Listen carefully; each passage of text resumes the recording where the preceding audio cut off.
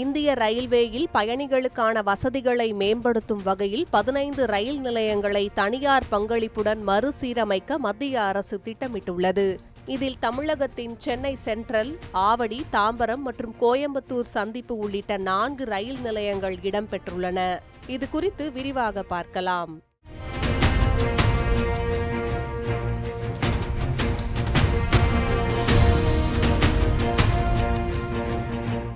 கண்ணா, ஃபேனை போடுப்பா. Switch on the fan.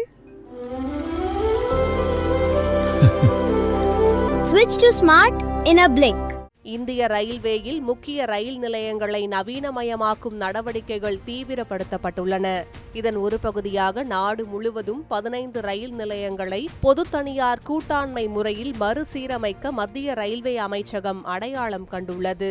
இதில் தமிழகத்தில் இருந்து கோயம்புத்தூர் சந்திப்பு, சென்னை சென்ட்ரல், ஆவடி மற்றும் தாம்பரம் ஆகிய ரயில் நிலையங்கள் இடம்பெற்றுள்ளன. குறிப்பாக தொழில் நகரமான கோயம்புத்தூரின் முக்கிய போக்குவரத்து மையமாக விளங்கும் கோயம்புத்தூர் சந்திப்பு ரயில் நிலையம் நவீனமயமாகும் வாய்ப்பு பயணிகளிடையே எதிர்பார்ப்பை ஏற்படுத்தியுள்ளது.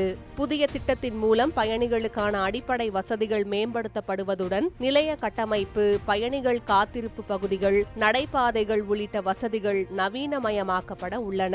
இந்த பட்டியலில் ஆந்திராவின் விஜயவாடா, பெங்களூருவின் கிராந்தி வீர சங்கொல்லி ராயண்ணா, மும்பையின் அந்தேரி, கல்யாண், தாதர், டெல்லியின் ஆனந்த் விஹார், டெல்லி ஜங்ஷன், ஹஸ்ரத் நிஜாமுதீன், புனே, போபால் மற்றும் வடோதரா உள்ளிட்ட ரயில் நிலையங்களும் இடம்பெற்றுள்ளன.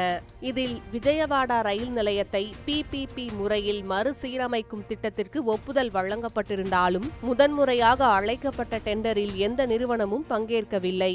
இதனால் மீண்டும் டெண்டர் கோரப்பட்டுள்ளது. மீதமுள்ள 14 ரயில் நிலையங்களுக்கான முதற்கட்ட திட்டமிடல் மற்றும் நிதி மாதிரி உருவாக்கம் பணிகள் பல்வேறு கட்டங்களில் உள்ளன. இதனிடையே அம்ரித் பாரத் ரயில் நிலைய திட்டத்தின் கீழ் 1340 ரயில் நிலையங்களை மறுசீரமைக்கவும் மத்திய அரசு திட்டமிட்டுள்ளது. இதில் இதுவரை 261 நிலையங்கள் மறுசீரமைக்கப்பட்டுள்ளதாகவும் ரயில்வே அமைச்சகம் தெரிவித்துள்ளது.